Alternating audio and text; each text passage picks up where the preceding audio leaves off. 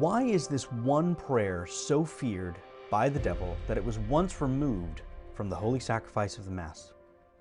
Welcome back to the Latin Prayer Podcast. If you've been following along, you know that we've already done 2 episodes on the pronunciation and translation of the St. Michael the Archangel prayer.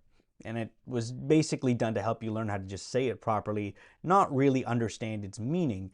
But today we're going to go even deeper. This is the first time we're going to be doing a Latin learning guide for this powerful prayer, which means that we're going to break it down word by word, not just translating it, but really understanding what each word means, especially the more complicated ones. We'll explore how the Latin words are connected to English, making it easier to remember and internalize the prayer. So why was this prayer removed from the Mass? Well, for decades, the St. Michael prayer was prayed at the end of Low Mass, a practice introduced by, of course, Pope Leo XIII, one of our favorites, after a vision that he had had of a great battle between the Church and the forces of darkness. It was meant to be a powerful defense against the attacks of the enemy, penned by him on our behalf. But in 1964, as part of the liturgical changes leading up to the introduction of the Novus Ordo, the practice was quietly dropped, and in many circles it caused quite an outrage. But even though that happened, many Catholics today still recite it after the Holy Sacrifice of the Mass, recognizing its continued importance in spiritual warfare. And I would encourage you, at the end of your Mass, if you attend a Novus Ordo, if this isn't a practice that's being adopted, start this practice first with your family, share it with friends, and then introduce this prayer into various other aspects of your prayer life, perhaps at the end of your daily rosary, as my family has adopted. We also see that St. Michael's role in the Church throughout history, his appearance numerous times at Monte Gargano in Italy. If you've never been, I highly encourage you to go and visit. His role as the defender of heaven, and why he is invoked as a powerful protection against the devil and spiritual battles. God has given us this great champion and defender, and we have to implore his aid and reach out to him and ask him for his assistance in daily life, and he will grant it. So with all of that, we're going to dive into the prayer with the Latin learning guide, which will be made available on my Patreon page, not just to Patreon members, but to everybody. So you can find the link in the description below. Let's get started. So as you can see here, I've got 4 different columns. The first one being the English translation as we know it, the second column being the Latin translation. Then we have the complicated Latin words that are in bold, and the direct translation to English with the bold words. We're going to start by just reviewing the English translation, reviewing the Latin translation and its pronunciation, and then we'll dive into this word by word, line by line translation to the direct English and how to remember it. So in English, of course, we have St. Michael the Archangel, defend us in battle, be our protection against the wickedness and snares of the devil, sometimes the malice and snares of the devil. May God rebuke him, we humbly pray, and do thou, O Prince of the heavenly host, by the power of God, thrust into hell Satan and all the evil spirits who wander throughout the world, seeking the ruin of souls. Amen.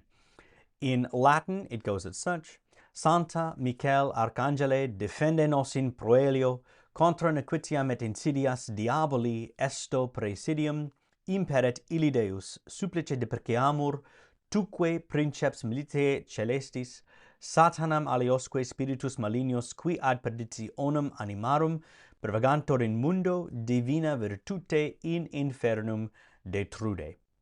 You can go back to previous episodes that I've done where I have just recorded this intro bit and review it over and over again, but we're going to continue moving on. So let's take the first line. St. Michael the Archangel, defend us in battle. In Latin, it goes Sancta Michael Archangele, defende nos in proelio. So here's the explanation. Sancta, of course, means saint. It's related to the word sanctus, which means holy, which we get the words sanctify or sanctuary from. Michael is how you would say it in Latin, but it's Michael, and it's spelled exactly the same way. Archangele, of course, means archangel, and it's derived from the word archi, which means chief, and angelus, which means messenger. So it really means chief angel. Then we have the word defende, which sounds like our English word defend, meaning to protect against an attack. Nos means us. It's a simple, direct pronoun. In is the same as in English, in. Proelio is this complicated word that we have here, which is the word for battle, and it's related to the word proelium, which means combat in war. There is no direct English derivative, but conceptually, we could link it to the word prowess, proelio, prowess, which is bravery in battle, and at least that's how I remember it. Moving on to line number 2. Be our protection against the wickedness and snares, or malice and snares of the devil. In Latin, we say, contra nequitiam et insidias diaboli esto praesidium. Contra means against. It's the same root in English as the word contrary or to contradict. Nequitiam means malice, and it's related to nequitiam meaning wickedness or evil intent. Et means and. Insidias, you can think of insidious, which means sneaky or deceptive, just like a trap, which is how we arrive at the word snares. Diaboli, literally translated, means devil. It's from diabolus, which also gives us the word diabolical. That's where we get that word from. So when you think of diaboli, think of diabolical or the devil. Esto is a command form of esse, which means to be. Then we have the word praesidium, which means protection. And it's related to presidium, a term for military outpost or guard post, which is how we get this understanding of protection. So it's very militant. If you look at this, the words convey a lot more militaristic terms. This is warfare. There's warfare and militaristic terms built into this language, which doesn't always translate over perfectly in the English. So it's fascinating to me, which is why I love learning the Latin, because it really brings to the surface the deeper meaning behind some of these words, which we don't get typically in the English translation. The third line, may God rebuke him, we humbly pray. In Latin, we would say, imperet illi Deus, supplices depreciamur. Imperet means may rebuke. It's from the word in Latin imperare, or to command, and it's related to the imperative or the imperial. It's this first command, if you will.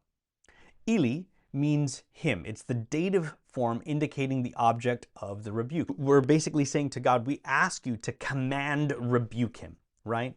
And him being the devil. Rebuke him. Who is the subject? God, of course, which is why we have Deus. Then we have supplices, which means humbly, and it's related to supplication, which is a humble request. So it's related to the word supplication, which of course is a humble request. So when we hear the word supplices, think of supplication. Depreciamur means to pray. It's related to the word deprecate, which sometimes can mean to express disapproval, or its original meaning, which is to entreat for mercy. Depreciamur, so that means to pray. The fourth line in English is, and do thou, O Prince of the heavenly host. So now we're talking to Saint Michael. And in Latin, that goes, tuque princeps militiae celestis. So tuque means, and do thou. It's a poetic emphasis of the word tu, which means you. Princeps means prince. It's related to the word principal, meaning the leader or the chief. Militiae, of course, think of the word militia or military, which means army. And then, of course, celestis, which means heavenly, from the word celum, which is heaven, which is where we also get the English word celestial from. Simple line there. Now, these last two lines, by the power of God, thrust into hell Satan and all the evil spirits who wander throughout the world seeking the ruin of souls. The Latin, you'll remember, the order of the words doesn't matter. So it starts to break down in this direct translation word for word. But we're going to try to do it anyway. So the first word we have is Satanam, which of course means Satan.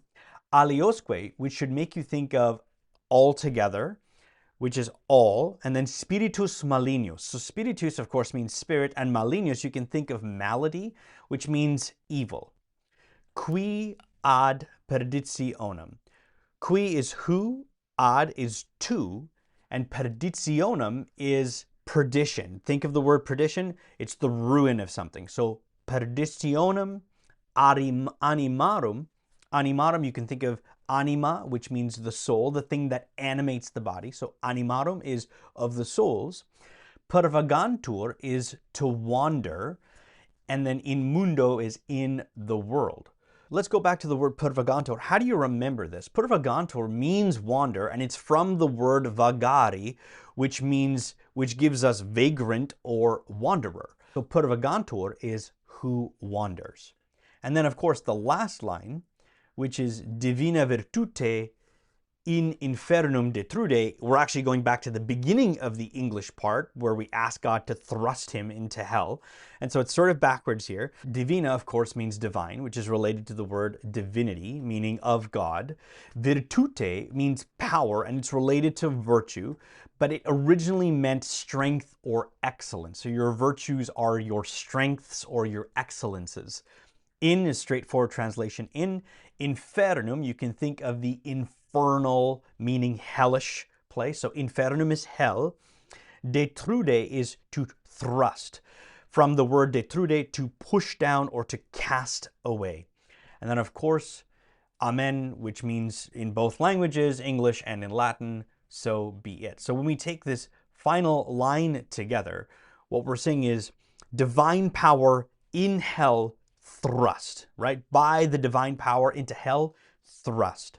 We put this all together, that Satanam aleosque spiritus malignos, Satan and all the evil spirits, qui ad perditionem animarum pervagantor in mundo, who to the ruin of souls wander in the world, divina virtute, by your divine power, in infernum detrude, into hell, thrust them. And so this, we look at this, it's an incredible militaristic and almost warfare-like prayer. This is a command. This isn't just some simple rhyming, poetic prose type of prayer. No. We are looking at the order of created things, the order of grace and the order of nature here. And we're looking at Saint Michael, and we are imploring him by his role appointed by God to do this great work and to lead these angel armies in the combat of evil spirits and to utterly obliterate them, destroy them, humiliate them. All of the language points towards that, and we don't always get that heavy meaning when we say the English, which is why I'm a fan of doing exactly what we're doing right now, is learning the Latin, not only exactly what it says, but what it means and the connotation behind all of these impressive words. And there you have it, folks. The Latin Learning Guide. I know lots of you have been emailing me, asking me to get this out. Finally, the Latin Learning Guide for the Saint Michael the Archangel prayer. Print this off, use it to teach your children, share it with your friends. The link is in the description. It'll take you over to my Patreon page, which while you're there, I know we have a lot of free members. If you are getting value as a free member, I would strongly encourage some of you, if you are capable or able to, check out what else we're doing on the Patreon page. I have more coming, and we're going to be revamping tiers, but consider joining at the lowest paying tier to support the work that we're doing here. If you want to contribute to me being able to bring you more podcasts on a more regular basis and more exclusive podcasts, consider joining at the lowest tier. I would not be able to do any of this work if it wasn't for you great people who are supporting me financially on a month-to-month basis. As is my custom, I would like to finish today's episode by praying for all of our Patreon members, for their family members, and for their intentions. So I would ask all of you who are listening now to please practice your Latin and join me in praying for all of them. Let us begin. In nomine Patris et Filii et Spiritus Sancti. Amen. Pater noster, qui es in caeli, sanctificetur nomen tuum, adveniat regnum tuum, fiat voluntas tua, sicut in cielo et in terra. Panem nostrum quotidianum da nobis hodie, et dimite nobis debita nostra, sicut et nos dimitimus debitoribus nostris, et ne nos inducas in tentationem, sed libera nos a malo. Amen. Ave Maria, gratia plena, Dominus tecum, benedicta tu in mulieribus, et benedictus fructus ventri tui, Iesus. Sancta Maria, Mater Dei, ora pro nobis peccatoribus, nunc et in hora mortis nostrae. Amen. Gloria Patri et Filio et Spiritui Sancto, sicut erat in principio et nunc et semper et in saecula saeculorum. Amen. In nomine Patris et Filii et Spiritus Sancti. Amen.